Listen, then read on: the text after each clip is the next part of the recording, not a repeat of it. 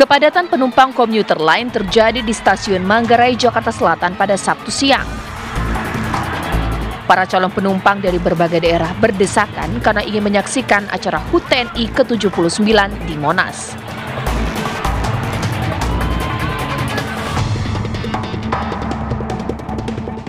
Misteri kasus pembunuhan wanita cantik yang mayatnya terlipat dalam lemari di kamar kos Pakuan Baru, Kota Jambi akhirnya terungkap. Polisi berhasil menangkap pelaku yang sempat buron.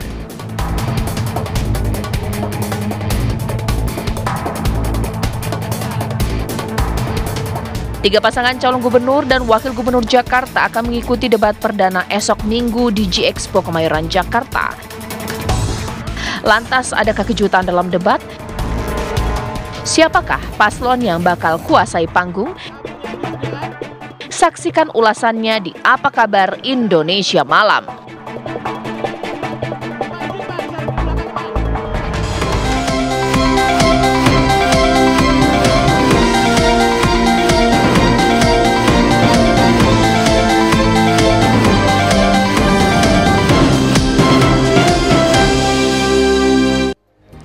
Assalamualaikum warahmatullahi wabarakatuh. Selamat malam pemirsa, apa kabar Anda hari ini? Seperti biasa, Apa Kabar Indonesia Malam menemani malam hari Anda. Saya Cica Anissa dan rekan saya Ken Ane. Pemirsa, besok merupakan debat perdana Pilkada Jakarta.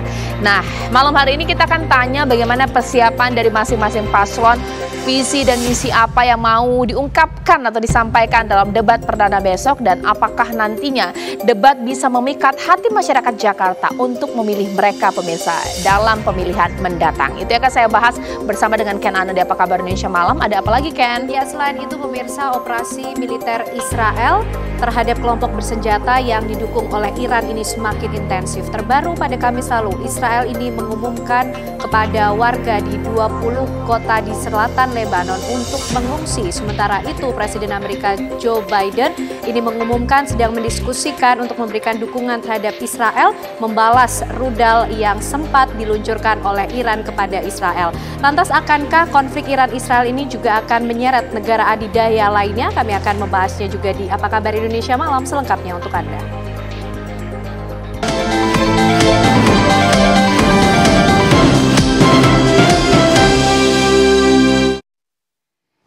Kita ke informasi yang pertama, di mana kepadatan penumpang komuter lain terjadi di stasiun Manggarai, Jakarta Selatan pada Sabtu siang. Para calon penumpang yang ingin bertujuan ke Monas harus rela antri hingga 2 jam untuk memasuki pintu peron 9 dan 10. Para calon penumpang dari berbagai daerah harus berdesak-desakan yang ingin masuk ke pintu peron. Bahkan kepadatan para calon penumpang yang ke arah Jakarta Kota ini terjadi sejak Sabtu pagi.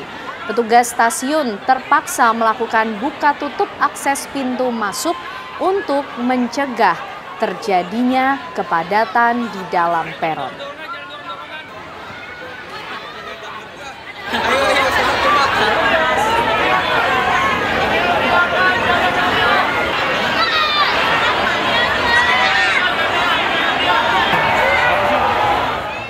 Seorang warga mengaku bersama keluarganya sudah hampir 2 jam menunggu antrian masuk ke peron, bahkan dirinya hingga siang ini belum juga masuk karena membludak. Mereka ingin mendatangi acara di Monas yang diadakan oleh HUT TNI ke-79.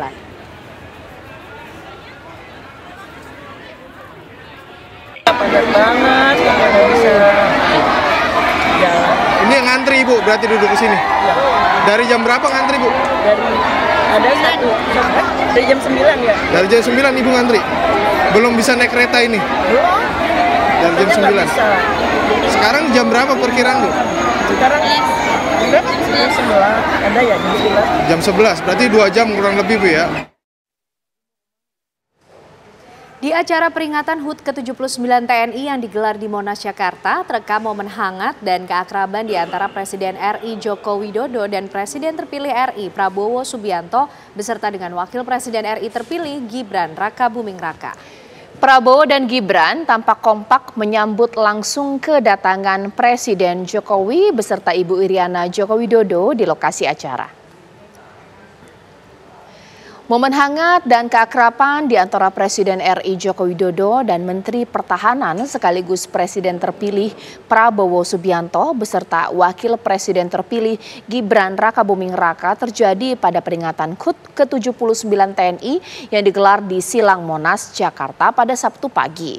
Prabowo dan Gibran kompak menyambut langsung kedatangan Jokowi dan Ibu Iriana saat keduanya tiba di lokasi acara. Prabowo dan Gibran menyalami serta menyapa Presiden Jokowi. Sebelumnya ketiganya berjalan menuju tempat yang sudah disiapkan untuk mengikuti jalannya rangkaian upacara. Peringatan HUT TNI ke-79 menjadi momentum terakhir Jokowi menghadiri Hari Jadi TNI sebagai Presiden sebelum menyerahkan jabatan kepada Prabowo Subianto.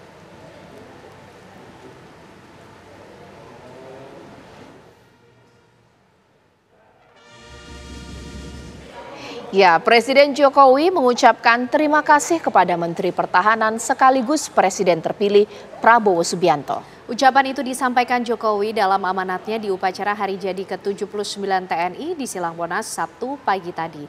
Menurut Jokowi, pertahanan Indonesia mengalami kemajuan yang cukup pesat di tangan Prabowo.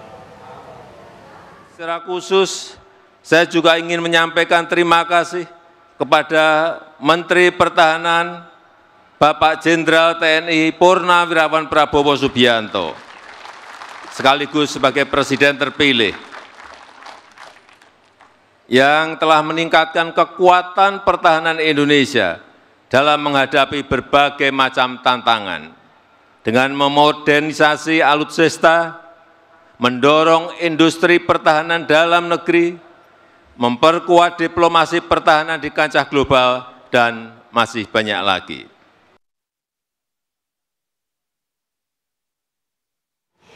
Presiden terpilih Prabowo Subianto diserbu para warga untuk berebut, berfoto, bersalaman usai menghadiri acara HUT ke-79 TNI yang digelar di Monumen Nasional Jakarta Pusat. Warga antusias menyambut Menteri Pertahanan RI itu saat keluar dan menuju mobilnya. Prabowo menghampiri dan menyalami masyarakat yang turut hadir menyaksikan parade kendaraan alutsista yang ditampilkan saat perayaan HUT TNI ke-79. Prabowo kemudian keluar dari atas sunroof kendaraan mobil yang ditumpanginya dan menyapa para warga masyarakat sekitar.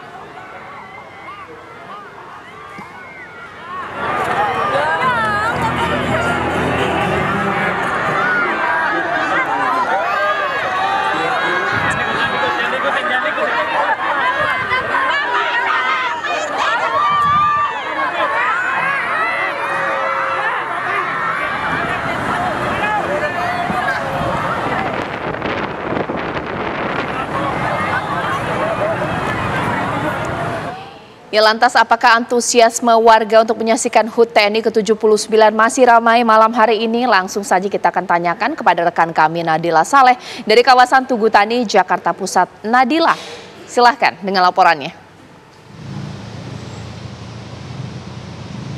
Ya, di titik kami ini arah menuju ke Tugu Tani tentunya juga akan menuju langsung ke titik perayaan HUT TNI ke-79 yaitu Monas masih padat terpantau oleh kami dari sore hari tadi hingga pada malam hari ini masih terpantau padat. Anda lihat sendiri di belakang kami ini adalah mobil-mobil yang masih menuju ke arah Gambir, menuju ke arah Monas, dan tentunya tadi juga kami sempat bertanya ke manakah tujuan mereka akan melakukan perjalanan ini, dan beberapa diantaranya ini menyampaikan bahwa mereka akan menuju ke acara perayaan Pesta Rakyat Hari Ulang Tahun TNI yang ke-79.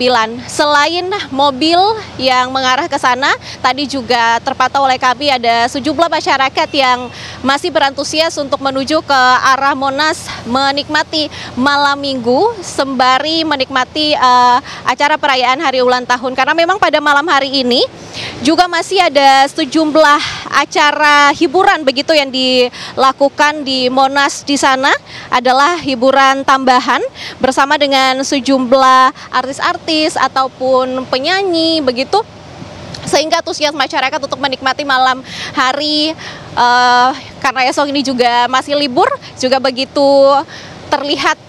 Dan tadi juga dari arah sebaliknya ini, selain masyarakat yang masih menuju ke arah Monas, di arah sebaliknya menuju ke arah Kuitang ini pemirsa tadi terpantau oleh kami ada sejumlah mobilisasi peserta dari perayaan hari ulang tahun baik dari TNI ataupun masyarakat yang memang sudah mengikuti perayaan sejak pagi hari tadi hingga pada sore hari ini juga beberapa di antaranya sudah menuju untuk kembali pulang begitu. Karena memang Caca dan Ken Ane, perayaan ini sudah berlangsung sejak pagi hari tadi, ada upacaranya, kemudian ada acara hiburan yang dihibur oleh artis-artis tanah air, beberapa di antaranya ini ada Dewa 19, Slank, Ari Lasso, Raffi Ahmad, dan lain sebagainya begitu. Tentu pantauan kami bukan hanya di area sini saja, tapi kami juga memantau di beberapa area lainnya. Beberapa di antaranya ini area Gambir, area yang dekat dengan stasiun Gambir ini juga terpantau ramai.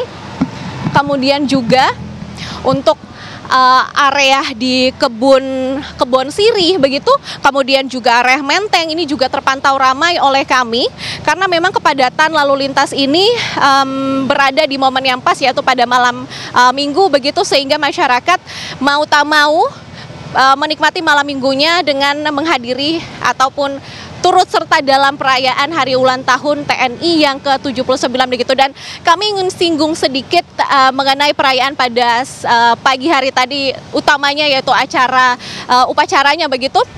Sejumlah tokoh tanah air hadir, tentunya Presiden Joko Widodo, kemudian sejumlah wakil presiden lainnya, Presiden Ma'ruf Amin, Wakil Presiden Ma'ruf Amin, dan juga beberapa di antaranya nih ada Wakil Presiden ke-7 Tri Sutrisno, Wakil Presiden ke-10 dan ke-11 Muhammad Yusuf Kalla, kemudian Wakil Presiden ke-11 Budiono, Menteri Pertahanan sekaligus Presiden terpilih Prabowo Subianto, dan juga Wakil Presiden terpilih Gibran Rakabuming Raka juga hadir. Dan tadi terpantau oleh kami juga kami melihat turut hadir Anindya Novian Bakri yang hadir sebagai Ketua Kadin Indonesia. Sementara itu. Baik, terima kasih. Nadila Saleh mengabarkan langsung dari sekitar kawasan Tugu Tani, Jakarta.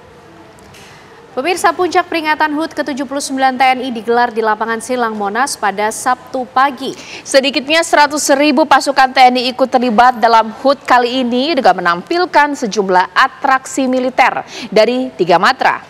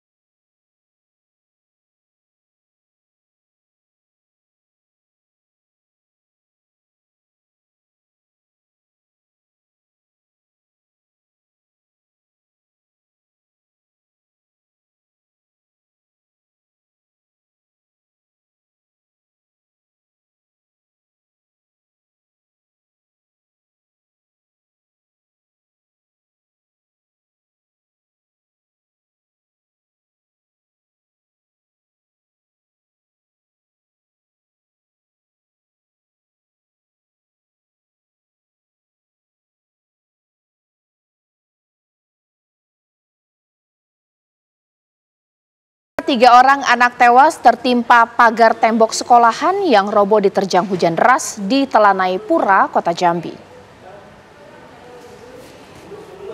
Inilah video amatir di saat warga lorong Masjid Darussabil Telanai Pura, Kota Jambi berusaha mengevakuasi korban yang tertimpa runtuhan tembok SMK Negeri 1 yang berada di depan rumah warga. Hujan deras membuat tembok pagar setinggi 3,5 meter yang sudah rapuh roboh menimpa ketiga korban yang sedang berada di balik tembok. 3 orang korban dan langsung dilarikan ke rumah sakit, namun nyawa tidak dapat tertolong dan akhirnya meninggal dunia.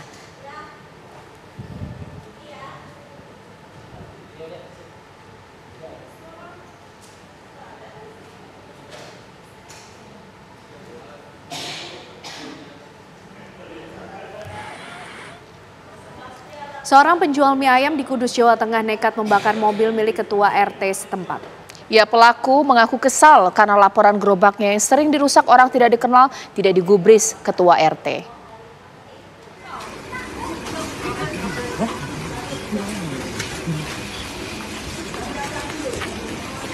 Inilah video amatir yang direkam warga di lokasi kejadian saat mobil milik ketua RT di Desa Sadang Jekulo, Kudus hangus terbakar.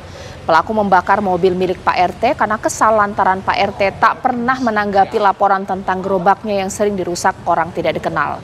Usai membakar mobil, pelaku sempat kabur hingga ke Kabupaten Grobogan.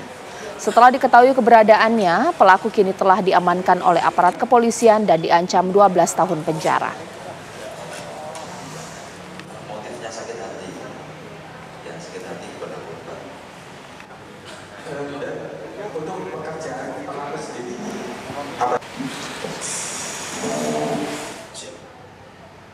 Ya, pemirsa, 7 siswa Sekolah Dasar Negeri Banaran 1 Kecamatan Kertosono Kabupaten Nganjuk yang mengalami keracunan makanan telah pulih.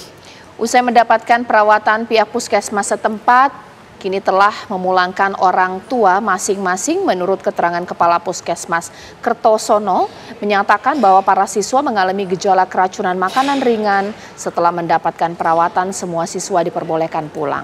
Tidak ada yang menjalani rawat inap dalam peristiwa ini. Kini ke-7 siswa SD Banaran tersebut telah menjalani aktivitas belajar kembali.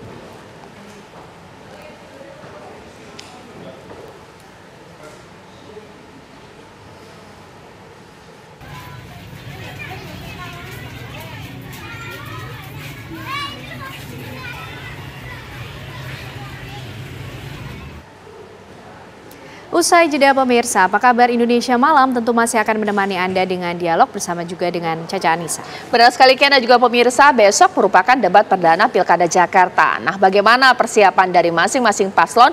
Apa strategi untuk memikat hati masyarakat Jakarta? Sesaat lagi.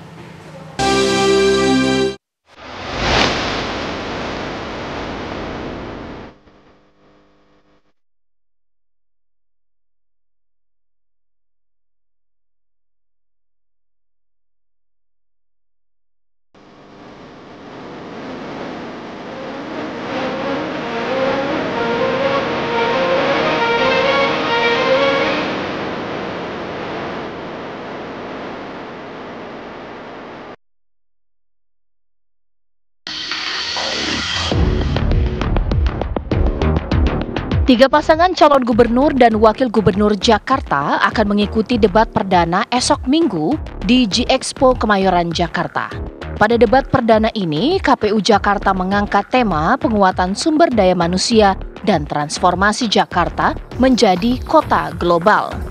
Calon gubernur Jakarta nomor urut 1, Ridwan Kamil, memastikan dirinya siap menampilkan yang terbaik, khususnya menyampaikan programnya dalam waktu yang singkat dan diterima masyarakat. Sementara itu, Cagup nomor urut 2, Dharma Pongrekun, menyatakan bahwa ia tidak memiliki persiapan khusus untuk debat. Dharma menyebut keinginan sebagai gubernur sudah menjadi modalnya dalam menghadapi debat perdana. Sedangkan calon gubernur Jakarta nomor urut 3, Pramono Anung dan Rano Karno, mengaku santai menghadapi debat. Keduanya mengaku sudah terbiasa menjalani debat dan merasa tidak perlu ada latihan khusus menjelang debat perdana yang dijadwalkan berlangsung pada Minggu esok. Lantas, ada kejutan dalam debat? Siapakah paslon yang bakal kuasai panggung? Dan apakah debat bisa menghadirkan esensi atau hanya sekedar gimmick? Tim TV One mengabarkan. Pemirsa, besok debat perdana Pilkada Jakarta. Wow, TV One nanti juga akan menghadirkan liputan lengkapnya dari awal persiapan debat hingga nanti selesai debat, pemirsa. Sebagai pemanasan, kita mau tahu bagaimana kemudian persiapan dari masing-masing paslon, visi dan misi apa yang akan ditonjolkan, strategi lah intinya untuk merayu warga Jakarta. Di Apa Kabar Indonesia malam hari ini? Ramai sekali ini Sabtu-Sabtu ternyata ke TV ya seluruh narasumber saya. Mulai dari Mas Adi Praetno yang aja ujung sana jauh sekali kita ini ya. Ada berapa meter ya di depan. Bahkan juga di sini sudah ada Mas Aldi Perdana Putra, tim ses dari Pramono Rano dari paslon nomor urut 3. Dan juga saya sudah melihat ada Master Alma di sini merupakan tim ses dari Darmakun dan juga Mas Rian Ernest tim ses dari RK Suswono. Selamat malam semuanya. Assalamualaikum. Waalaikumsalam. Satu persatu ya dari nomor urut 1 paslon 1. Nah, Mas Ernest, ini Mas Rian, ini bagaimana kemudian persiapan RK Suswono untuk menghadapi debat besok? Kira-kira apa sih yang mau ditonjolkan di tengah banyaknya problem Jakarta? Dari hasil belusukan Bang Ridwan, Pak Sus, kesana kemari udah kebayang nih masalah-masalah Jakarta seperti apa. Tapi yang mungkin akan kita tonjolkan misalkan terkait RW nih, RW selama ini mungkin belum dioptimalkan peranannya buat warga. Makanya idenya dari pihak Pak Ridwan, Pak Sus adalah bagaimana caranya agar 1 tahun RW ini diberikan dana sampai 200 juta. Supaya bisa membantu pemberdayaan ekonomi masyarakat juga, mengatasi masalah infrastruktur, jalanan, dan sebagainya. Dan yang menarik juga nanti kita akan coba membuat, karena gini Mbak Caca, Jakarta ini kan akan beda statusnya ya, bukan daerah khusus ibu kota lagi nih ya. Jadi kita perlu ekonomi yang lebih baik bagi masyarakatnya. Kita akan berpikir bagaimana cara supaya tenaga kerja itu mendapatkan penempatan lebih baik. Jadi link and match. Dan Pak Ridwan Kamil jagonya digitalisasi sebenarnya. Jadi banyak improvement di Jawa Barat dan Bandung karena digital, mudah-mudahan bisa kita implementasikan nanti. Nanti dilihat pas debat.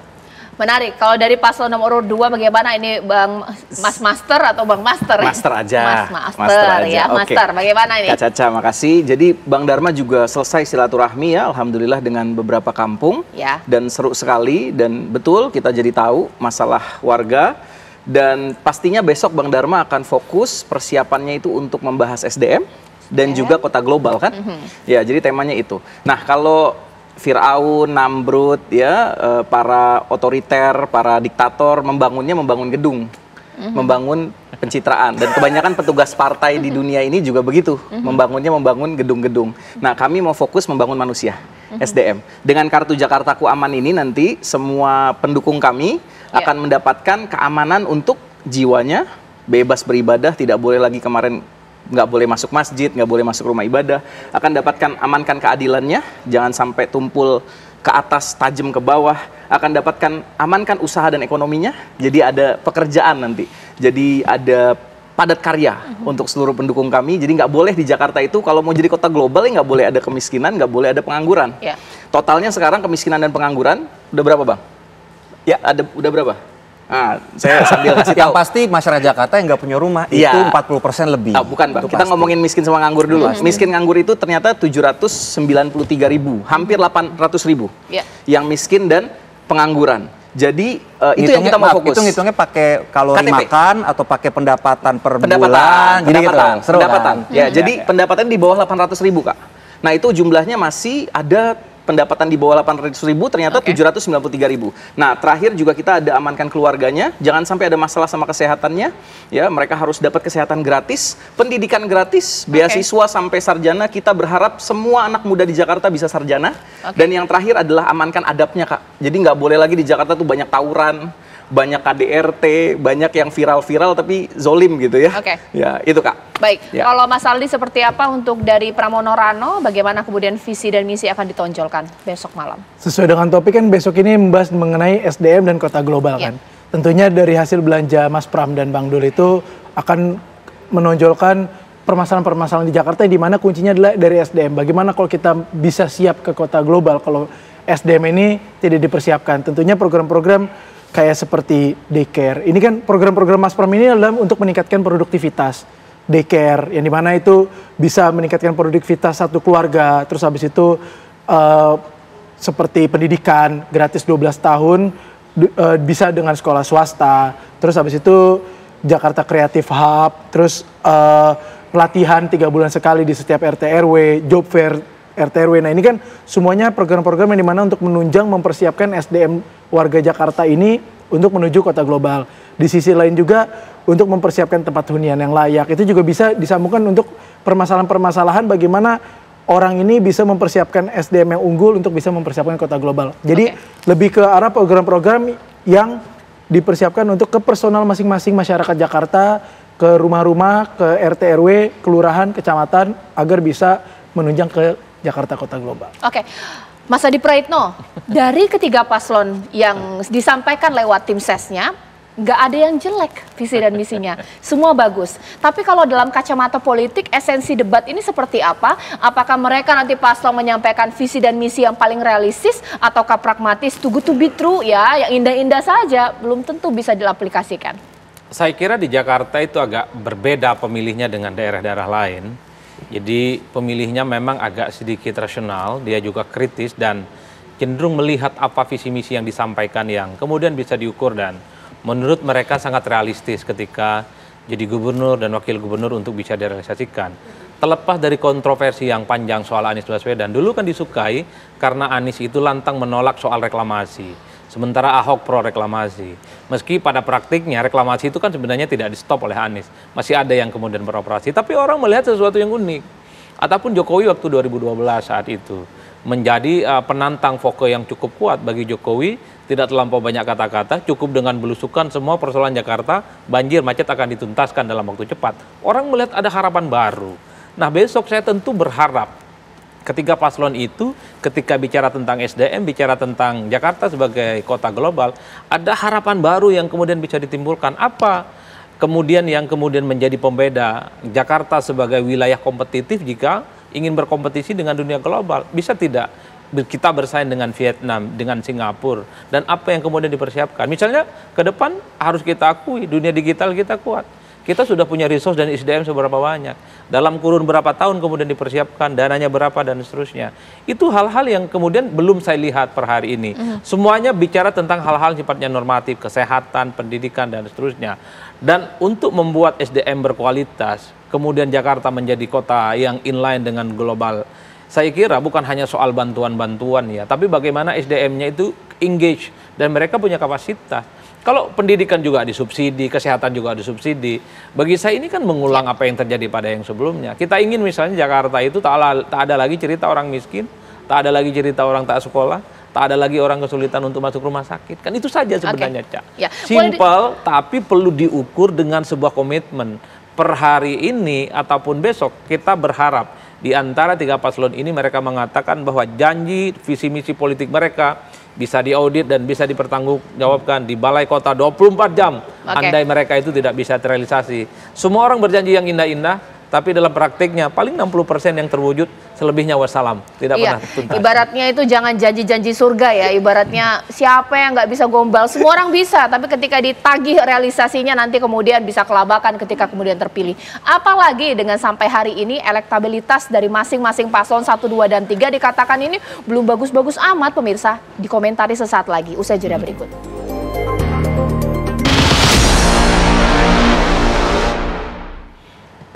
Kita mulai dari paslon 2, kalau tadi kan sudah dari paslon. Master, nah kalau berbicara mengenai janji, jadi udah ada stigma nih, alah kalau debat itu janji-janji surga semua. Apalagi dengan sampai saat ini elektabilitas ini baik masing-masing, khususnya dari paslon 2 ini masih kecil, seperti apa?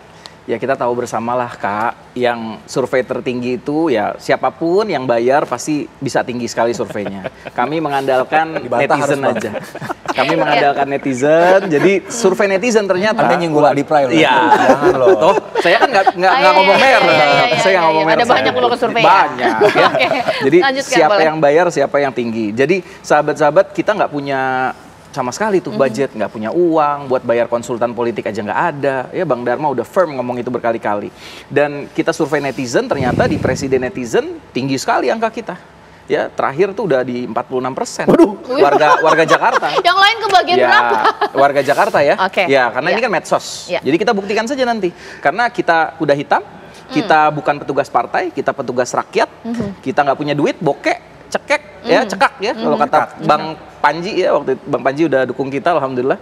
Cekak ya, nggak bokeh, nggak punya duit. Jadi kita senasib sama rakyat, ya senasib yang selalu digombalin janji, dibuai, ya, yang selalu ditinggalin saat udah jadi. Jadi jangankan level rakyat biasa, warga Jakarta biasa, level Pak Anies saja bisa ditinggalin kan? Ya level Pak Anies saja bisa dikelabui gitu ya, apalagi kami. Jadi ayo anak Abah dukung kami lah, ya karena kami akan menunaikan janji kami karena kami petugas rakyat bukan petugas partai. Karena Kak, bentar Kak, nih pimpinan KPK nih Kak mencatat ada 429 kepala daerah hasil pilkada terjerat korupsi Kak. Nah ini petugas partai semua nih Kak, 429 lebih dari provinsi kita tuh. Ya jadi gubernur, bupati itu macam-macam tuh ketangkep semua tuh, baju oranye semua. Dan kami independen belum pernah dipercaya di Jakarta, belum pernah independen menang. Maka kasihlah mandat kepada kami. Kami buktikan bahwa semua yang kami katakan di kartu ini, jadi semua kartu nanti di sini, pelayanan 24 jam buat warga Jakarta akan kami buktikan. Kami buktikan. Mas Aldi, Pramono Rana juga elektabilitasnya so-so lah ibaratnya, apalagi Pak Pramono Anung, birokrat. Mas Rano Karno juga tidak terlalu begitu populer gitu di Jakarta, bagaimana? Tidak begitu populer, tapi ketika turun gunung langsung naik kan. 13 hari loh, hanya dengan waktu 13 hari naik 8,1%. Dan mohon maaf Bang Rian, survei membuktikan selama 13 hari justru Pak RK turun 5,1%. Berarti di situ publik udah mulai menyukai dengan Bang Pram dan Bang Dul. Mas Pram dan Bang Dul, yang dimana sebenarnya Mas Pram ini emang dari dulu tidak pernah tampil karena beliau ini kan terbiasa komunikasi intern. Sebagai Seskap tentunya dia tidak perlu tampil karena diurus adalah dapur negara kan, dapur kabinet. Nah, ketika beliau tampil, orang tahu karakternya seperti apa, cara berkomunikasinya, pemikirannya, programnya, dan keberpihakannya terhadap masyarakat Jakarta khususnya menengah ke bawah. Itulah yang akhirnya membuktikan dari 0% hanya dengan waktu 13 hari. Alhamdulillah kami mencapai 36,7 terakhir dari Carta Politika dan itu sangat di luar ekspektasi, ya kan? Dan di sisi lain juga, mohon maaf Bang Master, kalau misalnya kita bicara nggak usah mohon maaf, lanjut aja. Sikat aja. Kata Mbak Caca sikat aja. Sikat aja Mas Aldi. Ya kalau kita bicara logistik untuk terkait pilkada, itu jangan kita membuat kita ini sudah menjadi risiko. Kita harus mempunyai logistik. Kenapa? Karena kita butuh media-media untuk supaya masyarakat Jakarta, warga Jakarta ini tahu apa yang calonnya pengen bawa, programnya, dampaknya.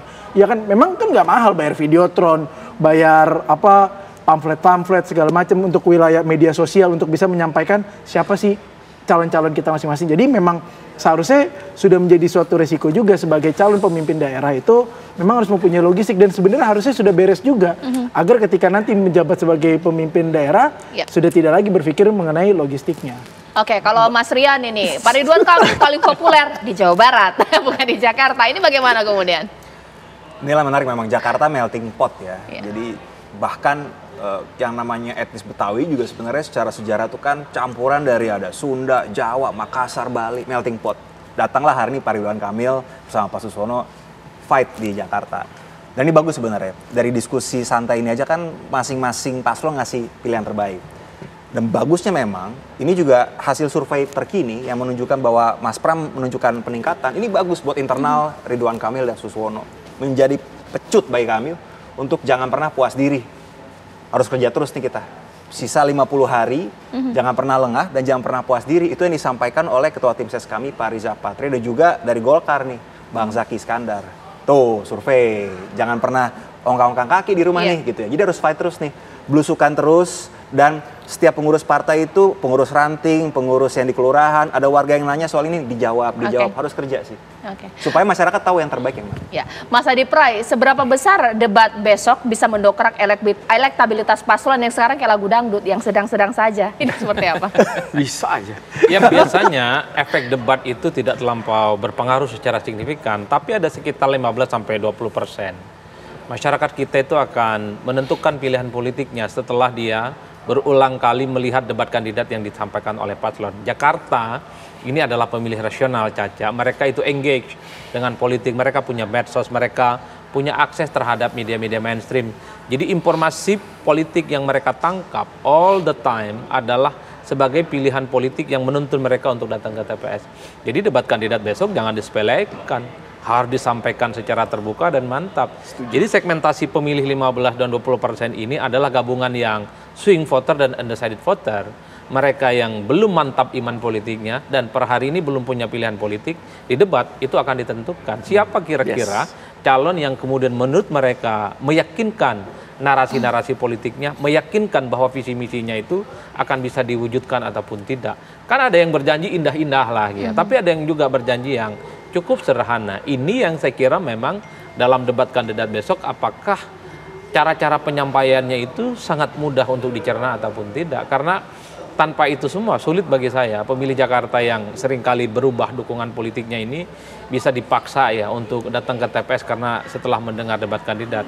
Karena kalau mau diakui secara jujur, pemilih RK, pemilih siapa namanya, Pramono, kemudian Dharma Pangrekun, ini adalah pemilih-pemilih yang saya kira migrasinya masih bergerak cukup dinamis. Dulu saya melihat RK itu nyaris tanpa lawan tanding.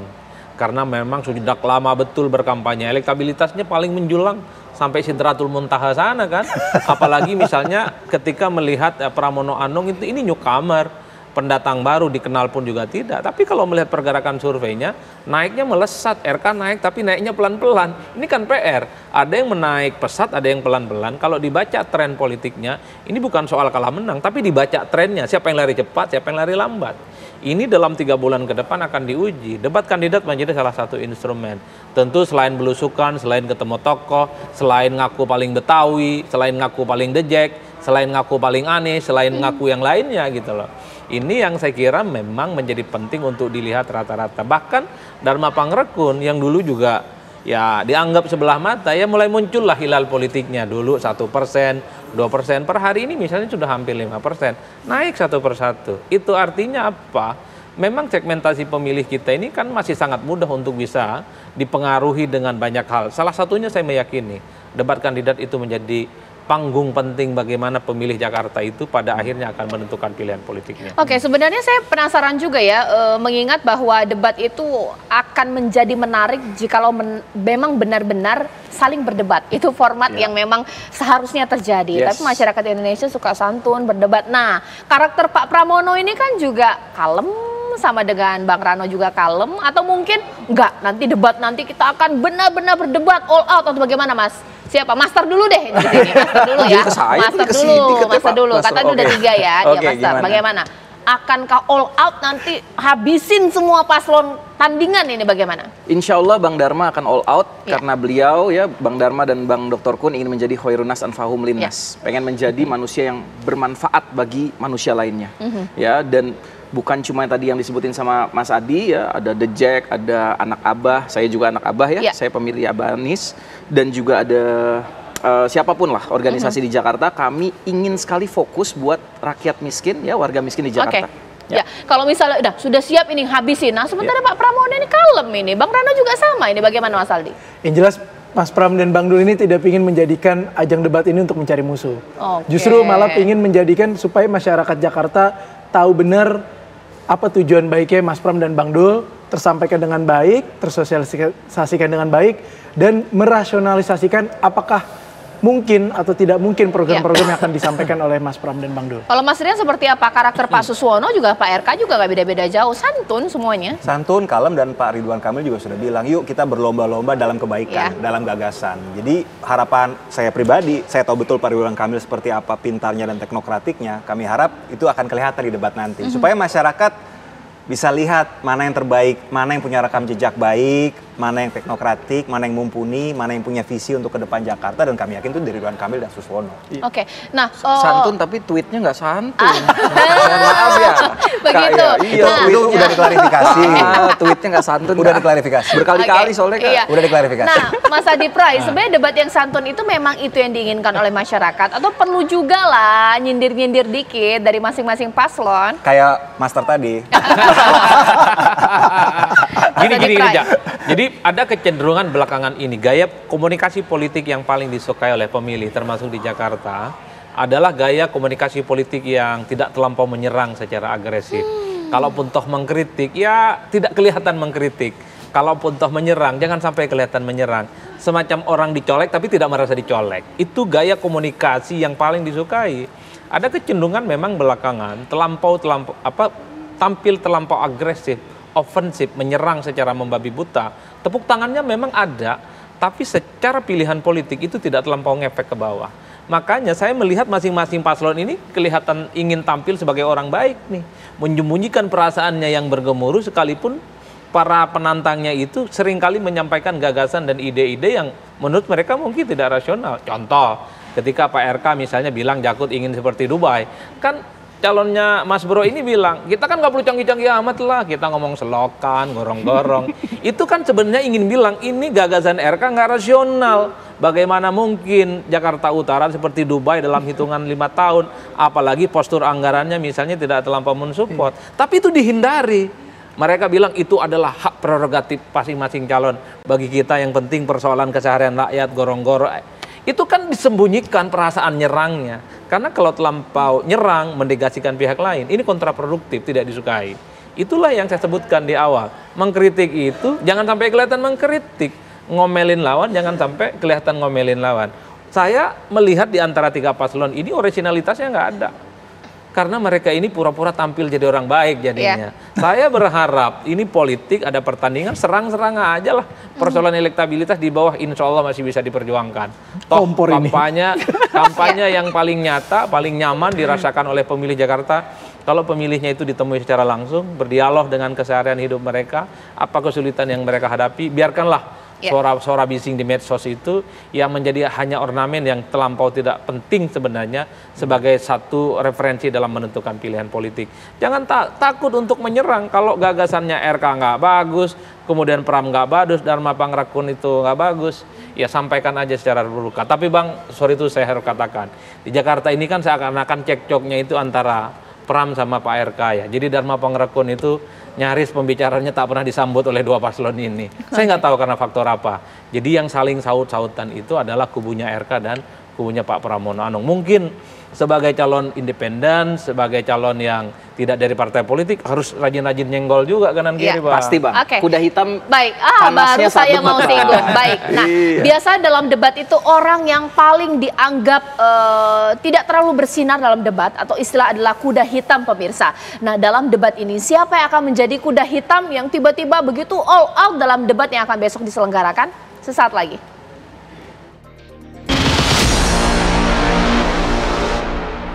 Saya tidak tahu yang kira-kira siapa yang diharapkan paling bersinar dalam debat. Tapi kalau melihat dari popularitas di sini Mas Rian, Pak Ridwan Kamil diharapkan begitu bersinar dalam debat. Secara popularitas dan elektabilitas paling unggul. Tapi jangan sampai kalah dari yang mungkin dianggap kuda hitam, Dharma Kun seperti apa? Makanya Pak Ridwan Kamil mengatakan kita jangan pernah puas diri. Yuk kita berlomba dalam kebaikan dan gagasan gitu ya. Kita juga menunggu sebenarnya dari paslon lain, paslon 2, 3 seperti apa. Masalah tadi Bang Adi bilang saling serang atau apa, kita lihatlah dinamika besok. Tapi kayaknya sih ketiga paslon ini kayaknya ingin betul-betul adu gagasan tanpa ini ya. Tapi kita ada singkatan nggak? Ada singkatan nggak nanti? Kalau singkatan kayak dari kemarin ditanya juga singkatan ya. Kita fokus di adu gagasan aja. Dan mungkin kita hindari singkatan karena kan justru masyarakat ini kan beragam. Beragam level pendidikannya juga dan juga pengetahuan tentang birokrasi juga saya aja banyak atau singkatan. Jadi lebih baik mungkin biasa aja tanpa singkatan. Kalau Mas Aldi seperti apa ini Pak Pramono ini kira-kira nanti akan tersalip tidak popularitas dari Dharma Kun yang dianggap mungkin kuda hitam? Insya Allah enggak. Kami yakin bahkan justru malah target kami menyalip yang paling atas. Karena kan bagaimanapun juga ya kalau mau menang kami harus bisa memberikan yang terbaik sehingga hasil yang terbaik kita dapat. Dan di sisi lain juga masyarakat Jakarta ini kan sangat rasional, nggak terlalu suka lah dengan gimmick-gimmick hal-hal itulah. Jadi Mas Pram ini benar-benar ingin menyampaikan apa adanya yang terbaik buat masyarakat Jakarta dan memang fokus produknya Pramono Dul ini lebih ke arah masyarakat menengah ke bawah karena menurut Mas Pram dan Bang Dul Jakarta ini sebenarnya untuk menengah ke atas ini sebenarnya sudah hampir selesai permasalahannya karena yang harus kita lihat adalah di balik gedung mewah itu masih banyak daerah-daerah kumuh. Berarti kan itu ketimpangan sosial dan ekonomi yang harus menjadi concern. Makanya program-program kami bukan produk mercusuar, tapi justru benar-benar ingin membangun agar masyarakat yang terjepit di bawah menengah ke bawah ini bisa naik level sehingga Jakarta siap menjadi kota global. Oke, Master, yakin Dharma Pangrakun akan menjadi kuda hitam besok? Yakin, karena Bang Dharma selalu ungkapkan kepada kami semua bahwa beliau selain petugas rakyat, dari rakyat oleh rakyat untuk rakyat, beliau ingin sekali menjadi ayah bagi warga Jakarta. Khususnya yang ekonominya parah sekali ya, total hampir 800.000 miskin dan nganggur. Itu fokus kita. Kita nggak pengen pembangunan pencitraan. Kita nggak pengen pembangunan ala-ala petugas partai yang cuma ngabisin anggaran buat berhala-berhala ya, building-building. Kami ingin fokus benar-benar membangun rakyat kami, masyarakat kami, seperti halnya Nabi Nuh membangun umatnya, Nabi Ibrahim membangun umatnya. Ya, seperti halnya ya Nabi Isa dan Nabi Muhammad membangun umatnya. Seperti itu. Jadi fokusnya ke situ, Kak. Ini kok diketawain sih? Iya, bagus. Apa yang mau kita harapkan? Petugas partai, kepala daerah udah korupnya udah tinggi sekali. Sebenarnya, tapi biasanya kan orang partai jangan pernah menegasikan partai politik. Demokrasi tanpa partai politik bukan lagi demokrasi. Itu aja sih saran saya sebagai sebagai adiknya Pak Master. Ini benar-benar pemanasan debat ini ya. Tapi partai politik juga nggak boleh memicingkan matanya kepada rakyat. Karena kedaulatan tertinggi adalah kedaulatan rakyat. Ya iya kan konstituen makanya. Ya, kita ingin menerapkan kemanusiaan yang adil dan beradab, serta ini kan kalau gini 5 ya Kak, 5 Romawi, keadilan sosial bagi seluruh rakyat Indonesia, warga Jakarta khususnya ya, insya Allah. Ya. Mas Adi Pray, ada nggak sih kuda hitam dalam debat besok? Nggak ada kuda hitam. Kenapa? Ya karena memang debat itu memang harus dipersiapkan secara matang. Ya. Saya kira masing-masing paslon itu punya data yang cukup akurat dan akuntabel. Mereka juga punya konsultan dari berbagai kalangan ya, termasuk semua isu mereka pasti akan mereka mainkan secukup canggih dan apik ya. Nah yang ingin saya katakan, kalau mau kita jujur ya, kita ranking di antara 6 orang ini satu persatu, memang diunggulkan Ridwan Kamil, itu nggak bisa dibantah. Pengalaman jadi wali kota, kemudian jadi gubernur, artinya panggung debat secara terbuka sudah bisa dilakukan. Nah yang kedua, setelah setelah RK itu tentu Rano Karno, karena Rano ini kan pernah menjadi salah satu gubernur di Banten ya, yang saya kira juga sudah mengalami bagaimana debat secara umum. Nah setelah itu baru kemudian Pak Pramono Anung, karena beliau itu adalah mantan DPR 4 periode, kemudian sekjen partai besar, kemudian menteri 2 periode di zamannya Pak Jokowi, baru kemudian Pak Suswono. Kenapa Pak Suswono? Ini adalah mentan, pengalamannya panjang, orang penting di PKS. Di PKS itu biasanya yang disorongkan mereka yang memiliki kualifikasi di atas rata-rata. Bukan hanya soal militansi terhadap partai, tapi pengalaman tempurnya itu dianggap diakui. Baru kemudian setelah itu Dharma Pangrakun sama Pak Kun. Bukan bermaksud ingin menihilkan, karena memang paslon dari perseorangan ini selama ini kan tidak pernah kita tangkap ya eksposur politiknya dalam kompetisi secara elektoral. Tapi dalam debat itu karena waktunya singkat, temanya spesifik, maka pemilihan kata, pemilihan isu yang tepat itu juga akan menentukan apakah gagasan dan visinya itu bisa dibungkus dengan sarana ataupun tidak.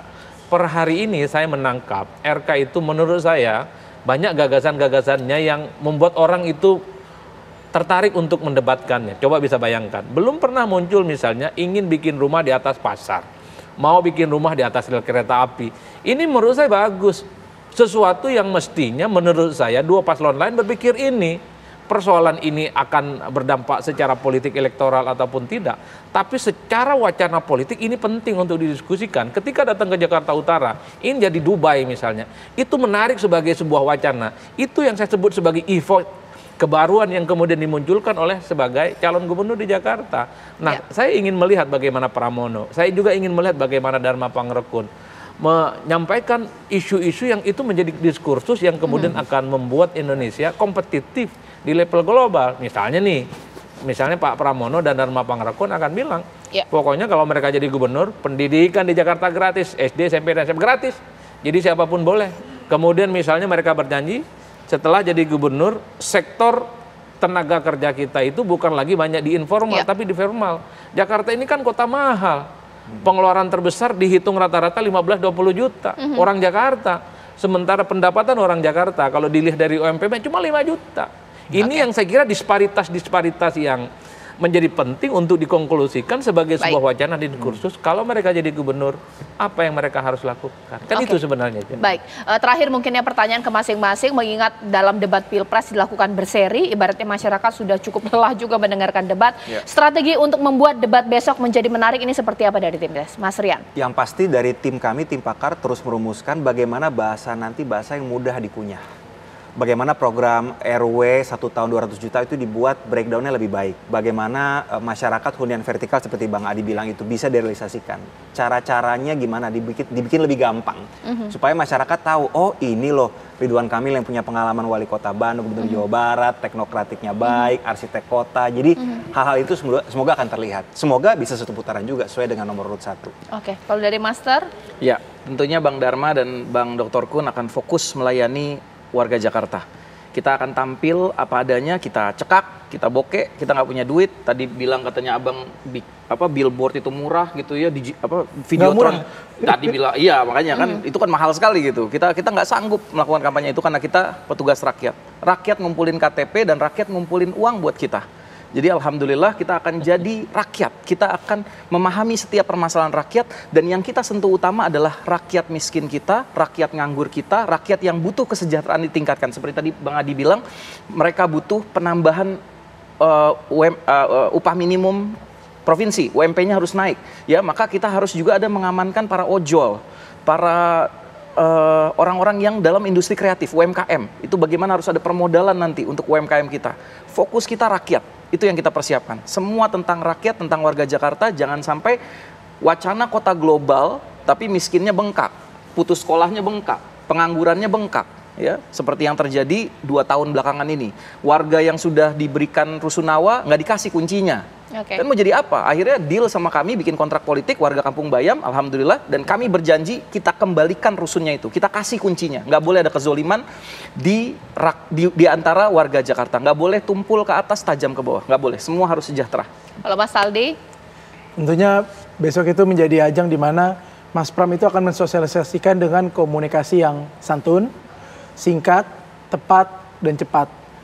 Merangkum dari keseluruhan yang kita tahu yang namanya visi misi program kerja itu pasti banyak dan panjang, disampaikan secara sederhana dan rasional, sehingga masyarakat benar-benar bisa memperhitungkan bahwa pilkada tahun ini Mas Pram itu ingin menyampaikan bahwa ini pertanian gagasan, tidak gimmick.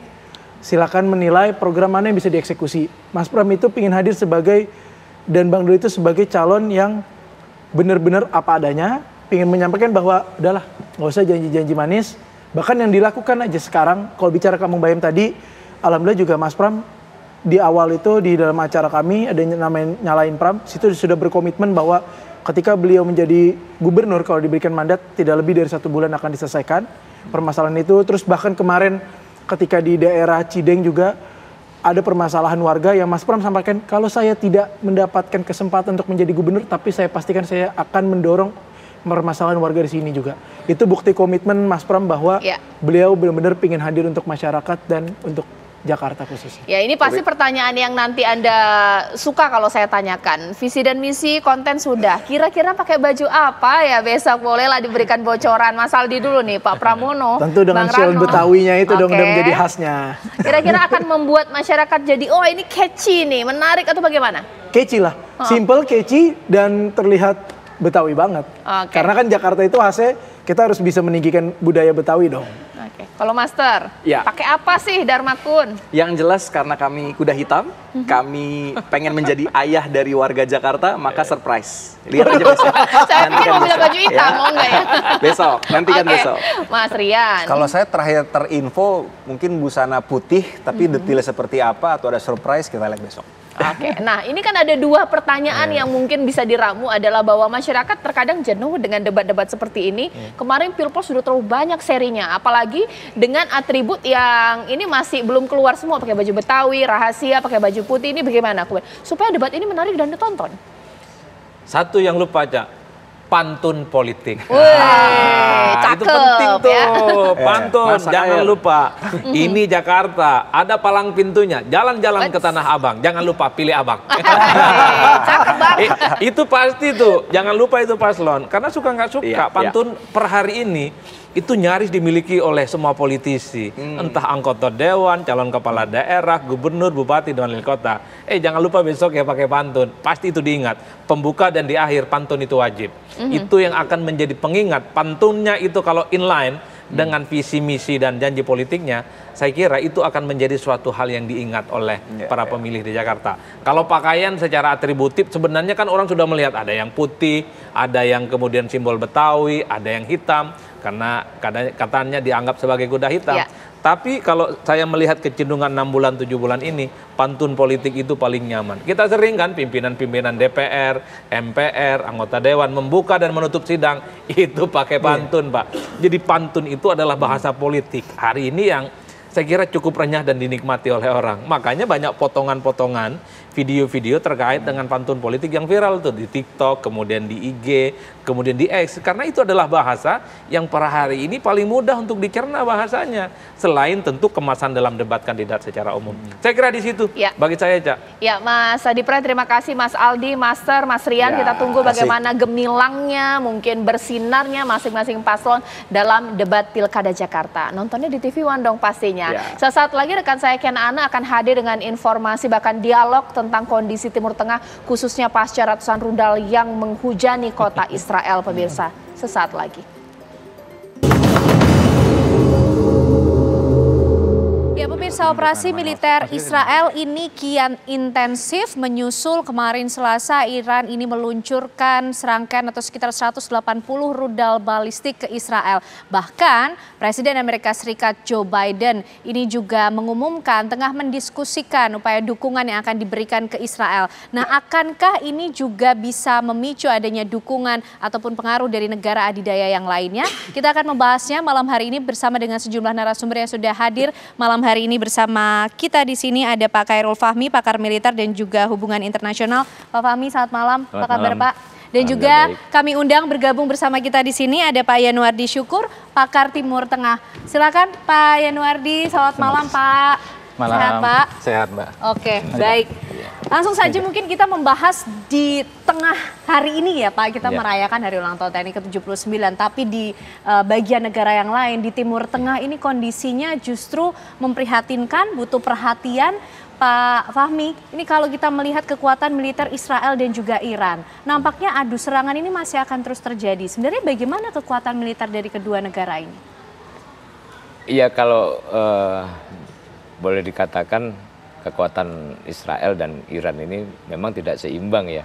Secara kuantitas mungkin Iran punya kekuatan yang cukup besar, cukup lengkap begitu ya. Tapi secara kualitas sebagian besar alutsista yang dimiliki Iran ini sudah usang, sudah usianya juga sudah lanjut karena mereka sangat terdampak oleh embargo. Mereka kesulitan juga untuk mengakses senjata-senjata yang lebih modern, lebih baru gitu ya, lebih canggih gitu ya. Tapi bukan berarti Iran tidak punya juga senjata-senjata yang katakanlah jadi andalan mereka. Disembunyikan gitu ya untuk digunakan di waktu-waktu yang sangat krusial begitu ya. Iran saya kira juga memiliki, karena bagaimanapun mereka juga punya kemampuan riset pengembangan teknologi militernya juga luar biasa sih sebenarnya. Tapi untuk alutsista yang sifatnya konvensional, nah itu mereka dibanding Israel mungkin hari ini bisa dikatakan lebih lemah. Sehingga kita juga bisa mengatakan bahwa apa yang terjadi antara Israel dan Iran, Israel dengan Hizbullah juga misalnya, itu adalah contoh dari perang asimetris, di mana kekuatan kedua belah pihak ini tidak seimbang gitu. Oke. Tapi kemarin Selasa Pak Fahmi, ini Iran berhasil meluncurkan 180 rudal balistik yang kekuatannya ini juga diklaim bisa menembus Iron Dome. Ini seperti apa? Apakah ini juga cukup membuat Israel berpikir mengenai kekuatan militer Iran ketika akan memberikan serangan balasan? Iya, Iron Dome itu kan memang dirancang terutama untuk serangan jarak dekat ya, sebenarnya roket jarak dekat. Sementara untuk yang menengah itu ada David Sling namanya, terus kemudian kalau di yang jarak jauh itu ada Arrow gitu. Nah, Iron Dome sendiri itu tingkat kemampuan untuk mengcover atau menangkal serangan itu ya sekitar 90% lah maksimal. Efektifnya 80-90%. Sehingga ketika ada rudal yang diluncurkan secara bersamaan, secara simultan gitu ya, dalam jumlah yang cukup besar, ya saya kira kemungkinan untuk ada yang tembus itu juga sangat potensial gitu ya. Apalagi mungkin juga ya Iran pada saat yang bersamaan juga mungkin melakukan juga gangguan terhadap perangkat-perangkat digital di Israel juga mungkin saja terjadi seperti itu. Jadi tidak semata-mata karena kemampuan rudalnya, tapi juga ada gangguan-gangguan lain yang juga membuat itu Iron Dome bisa ditembus. Oke, Pak Yanuardi, pasti mengikuti apa yang tengah terjadi di Timur Tengah akhir-akhir ini, termasuk juga Israel yang terus melancarkan operasi militernya kian intensif justru ke arah Lebanon. Ini apa sebenarnya yang dituju? Kalau saya lihat yang pertama karena Israel ingin mengamankan negaranya ya. Kita lihat misalnya beberapa waktu lalu ketika Netanyahu pidato di PBB, itu kan dia sebut bahwa negaranya itu menghadapi 7 front. 7 front itu termasuk dari Hamas, termasuk dari Iran, termasuk dari Houthi, termasuk juga dari Irak, dari Suriah, termasuk juga dari Hizbullah. Jadi itu 7 front yang menurut saya Netanyahu ingin menyampaikan bahwa dia harus mengamankan itu. Maka pengamanan dia adalah dan dia menyerang Iran, termasuk dia mengamankan di daerah utara itu, Israel Utara. Jadi itu lebih pada pengamanan wilayah daripada serangan-serangan.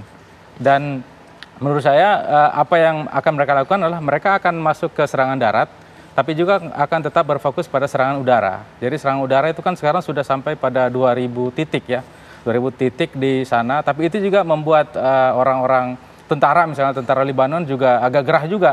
Karena kan yang jadi korban kan bukan cuma Hizbullah doang kan, tapi juga tentara. Dan negara lain sipil yang negara lain juga kena juga. Oke, nah kemarin juga Kamis ini Israel juga sudah mengumumkan, memberikan pengumuman pemberitahuan di lebih dari 20 kota di Lebanon Selatan untuk warganya ini mengungsi. Mereka bahkan berani melewati perbatasan-perbatasan seperti itu. Memang inikah strategi yang kemudian dilakukan Israel, melakukan invasi darat begitu? Ya, itu lebih karena dia ingin memastikan satu, Israel ingin melumpuhkan kekuatan militer dari Hizbullah. Jadi kalau kita lihat dari strategi perang mereka ini kan sekarang ingin menghancurkan peralatan militer ya.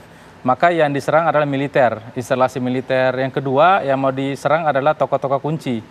Maka kalau kita lihat berapa waktu belakangan ini kan tokoh-tokoh kunci, Hamas misalnya, kemudian tokoh kemarin juga Sekjen Hizbullah ya. Jadi untuk menghancurkan tokoh kunci, kemudian biar ketika dia menyerang satu tempat yang dimana tokoh kunci itu ada, itu lebih terfokus gitu fokusnya.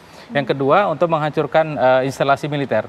Instalasi militer Hizbullah itu kan ada di mana-mana. Bahkan kata Netanyahu kan ada juga di garasi rumah sipil juga ada katanya. Jadi itu bagian dari upaya dia ya untuk melakukan itu. Tapi kalau kita belajar pada apa yang dilakukan Israel di Gaza ya, dulu juga kan Israel melakukan itu. Dia juga meminta kepada masyarakat Gaza untuk keluar gitu ya, terutama ya untuk keluar dari Gaza ya. Tapi kalau saya lihat memang Israel ini ingin memastikan betul bahwa musuh-musuh dia secara militer yang lumpuh. Jadi secara militer lumpuh, secara koordinasi militernya juga lumpuh dengan membunuh tokoh-tokoh kuncinya. Sekarang kan kalau kita lihat itu setelah Nasrallah meninggal kan dilanjutkan sama Hasim Safiyuddin, bahasa kita Safiyuddin. Hasim Safiyuddin itu kan katanya belakangan juga sudah kena juga. Padahal juga dia berada di tempat yang cukup aman gitu ya. Jadi ini adalah bagian dari upaya Israel untuk melumpuhkan kekuatan militer. Dan bagian dari upaya untuk melumpuhkan kekuatan militer adalah apa yang Israel sebut bahwa kami juga akan menyerang instalasi-instalasi vital yang ada di Iran. Misalnya kilang minyak, kemudian nuklir. Nah di Iran itu kan ada nuklir persenjataan rahasia yang berada di bawah tanah.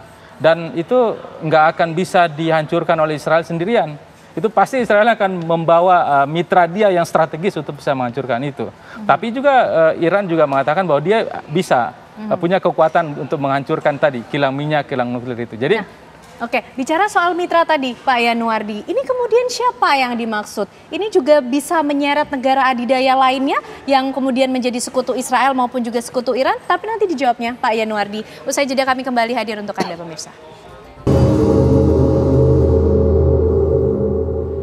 Ya, dunia bahaya, Timur Tengah kian panas. Itu tentu yang menjadi perhatian kita saat ini, pemirsa. Pak Yanuardi tadi sudah sempat disinggung mengenai mitra di balik Israel dan juga Iran dengan kondisi semacam ini. Siapa saja negara-negara yang kemudian akan terusik dengan kondisi ini? Kalau kita lihat mitra paling dekat Israel itu kan Amerika Serikat ya. Itu sudah jelas, sudah terang, bahkan tiap tahun anggaran yang digelontorkan oleh Amerika Serikat untuk Israel itu kan meningkat dan terus meningkat gitu. Jadi itu mitra paling dekat. Artinya tadi kalau kita lanjutkan yang obrolan kita tadi itu, kalau ada instalasi militer atau nuklir milik Iran yang berada di bawah gunung, itu kan di bawah gunung tuh ada yang rahasia, itu mau diserang oleh Israel sebagaimana pernyataan Israel, maka kemungkinan besar Israel akan menggandeng mitra tersebut untuk tujuan tersebut. Kalau misalnya Israel akan menyerang itu, karena kalau kita lihat kan belakangan ini debat atau bukan debat ya, statement-statement dari pejabat Israel itu kan mereka akan menyerang instalasi militer ya, yang strategis, dan yang kedua kilang minyak. Pun demikian dengan Iran yang katanya juga akan melakukan hal yang sama. Artinya Iran bilang negara saya lebih gede dan saya punya banyak tempat, Israel tempatnya kecil. Nah, artinya kalau misalnya Israel akan menyerang instalasi yang strategis itu, maka dia akan menggandeng mitra tadi itu, mitranya yang sangat strategis itu. Itu dari sisi Israel. Lalu bagaimana dengan Iran, Pak? Negara-negara adidaya manakah yang juga mungkin akan turut terusik dan akhirnya ikut ambil peran dalam kondisi ini? Kalau kita lihat Iran itu dia akan bermain sendiri sekarang ini. Bermain sendiri dalam arti sebagai negara ya. Sebagai state dia akan menyerang sendirian. Tapi dia juga kan ada plusnya. Plusnya itu adalah proksinya. Proksi Iran itu kan termasuk Houthi. Houthi juga udah mulai menyerang. Kemudian yang kedua proksi dia di Irak, kemudian di Suriah, termasuk di Hizbullah.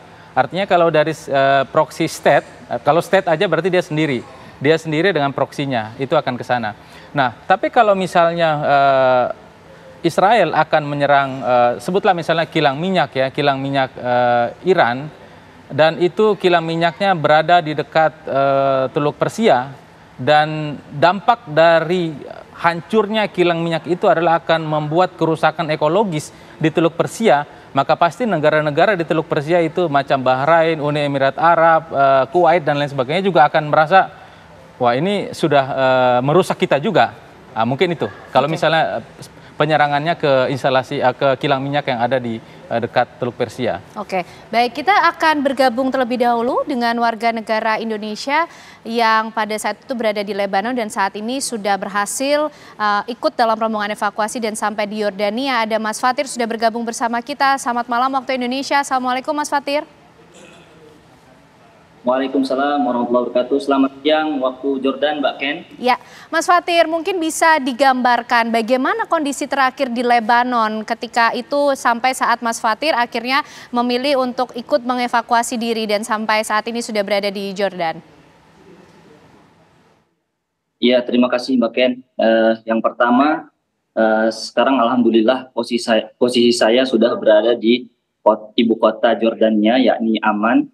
Dan alhamdulillah kemarin 2 hari yang lalu kita melaksanakan proses evakuasi dari Beirut kemudian ke Damaskus, kemudian hingga kemarin sore pukul 4:30 waktu Jordan sudah sampai di Jordania. Alhamdulillah. Kami memutuskan evakuasi karena memang eskalasi yang ada saat ini di Lebanon semakin tinggi, Mbak Ken. Karena yang tadinya serangan agresi Israel hanya menyerang wilayah perbatasan bagian selatan Lebanon, akan tetapi belakangan ini ya sudah seminggu bahkan lebih itu serangan agresi Israel sudah sampai ke jantung kota Beirut. Maka dari itu saya memutuskan dan teman-teman bersama teman-temannya 21 orang kloter kedua itu memutuskan untuk evakuasi melalui jalur darat ke Beirut, Damaskus, kemudian Amman, dan insya Allah kita besok akan diterbangkan ke Indonesia. Oke, Mas Fatir, serangan-serangan yang dilakukan Israel ini memang sepanjang hari, sebelumnya kemudian ada pemberitahuankah untuk mengungsikan diri atau mengevakuasi diri atau seperti apa sih? Iya betul Mbak, yang selama ini memang kami pantau dari media, Israel ini ketika ingin menyerang, mereka akan memberikan himbauan terlebih dahulu, biasanya melalui Twitter. Ya, melalui Twitter jubir tentara Israel itu memberikan himbauan bahwasannya pada jam sekian, pukul sekian akan ada serangan dari Israel ke Libanon. Maka bagi warga negara Libanon yang berjarak 500 meter dari target yang akan diserangkan oleh agresi militer Israel, itu dipersilahkan untuk pergi. Setidaknya jangan sampai berada di jarak 500 meter. Seringnya memang seperti itu polanya. Namun beberapa kali juga mereka tentara Israel tanpa ada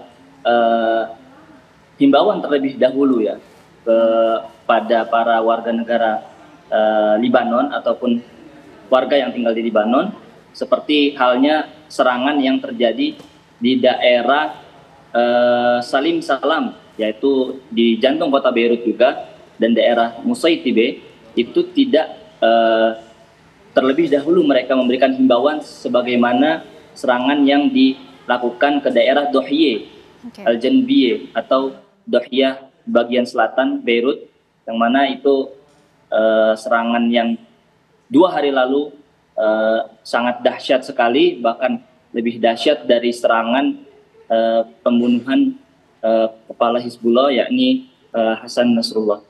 Oke, baik Mas Abdul Fatir, ditahan dulu, kami masih ingin tahu mengenai bagaimana kondisi terakhir di Lebanon dan juga informasi lainnya mengenai warga negara Indonesia kita di sana, Pak Yanuardi dan juga Pak Fahmi. Nanti kita juga masih akan melanjutkan dialog, tapi sesaat lagi pemirsa kami masih akan kembali untuk Anda. Ya pemirsa, Anda masih menyaksikan Apa Kabar Indonesia Malam, dan kembali kita akan berbincang juga dengan warga negara Indonesia yang sudah ikut dalam rombongan evakuasi dari Lebanon dan saat ini sudah berada di Yordania. Mas Abdul Fatir, tadi mungkin bisa digambarkan lagi Mas, serangan-serangan Israel di sana itu menyerang apa saja, objek-objek apa saja yang kemudian diserang di sana Mas Fatir?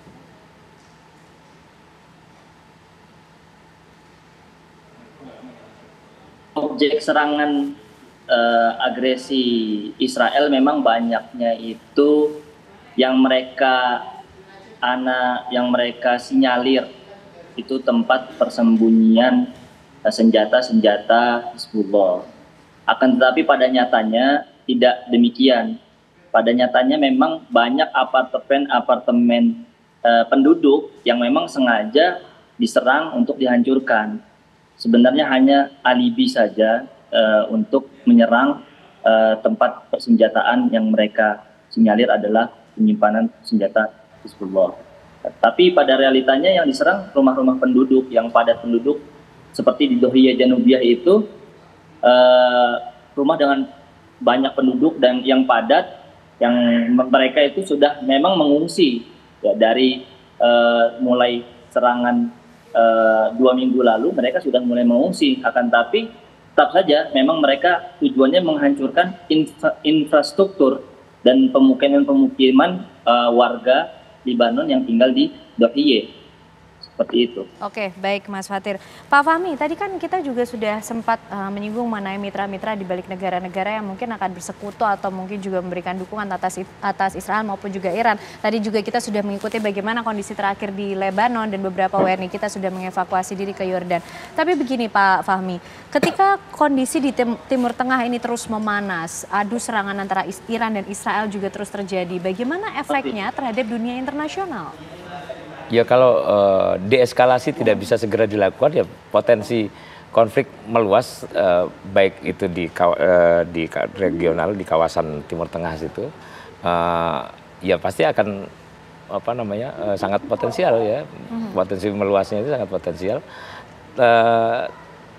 dan itu tentu akan berdampak sangat besar pada kawasan-kawasan yang lain gitu ya, sehingga saya kira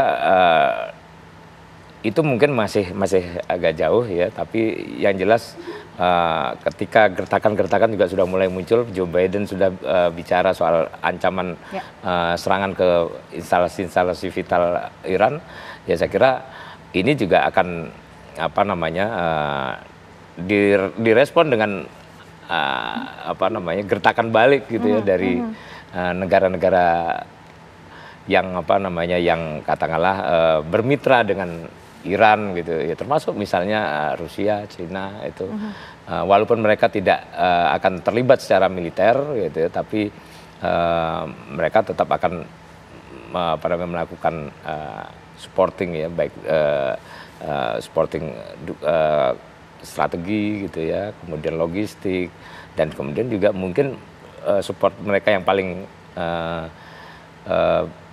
berdampak nantinya ya ini apa namanya menimbulkan gangguan-gangguan di kawasan-kawasan lain untuk memecah konsentrasi sehingga deeskalasi bisa dilakukan di Timur Tengah. Gitu. Baik Pak Yanuardi, ini kondisi semacam ini akan terjadi berapa lama lagi di Timur Tengah ini sampai kemudian adu serangan, adu gertakan antara Iran dan juga Israel ini akan kita lihat?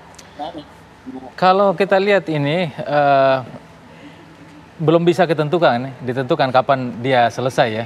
Karena kalau kita lihat dari penyerangan 7 Oktober tahun lalu saja sampai sekarang ini nggak selesai ya. Kemudian misalnya Rusia Ukraina sampai sekarang sudah conference dibikin di mana-mana, semua sudah berbicara mensupport, belum selesai juga. Jadi ini zaman di mana kita belum bisa memastikan sesuatu bisa selesai dengan cepat. Satu karena apa namanya karena lembaga yang menjadi naungan kita semua, PBB saja tidak didengarkan oleh negara lain. Makanya seharusnya kan kalau mau cepat selesai, negara-negara yang ada di PBB itu harus mendengar kata PBB kan PBB sudah meminta agar apa namanya agar buat perdamaian dan lain sebagainya.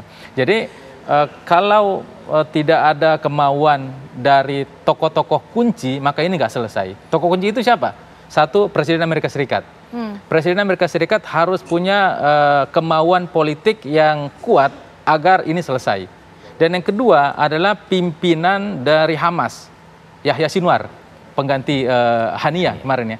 Harus ada kemauan juga untuk selesai. Dan yang ketiga adalah Perdana Menteri Israel, Benjamin Netanyahu. Karena ini tigalah yang paling strategis ya.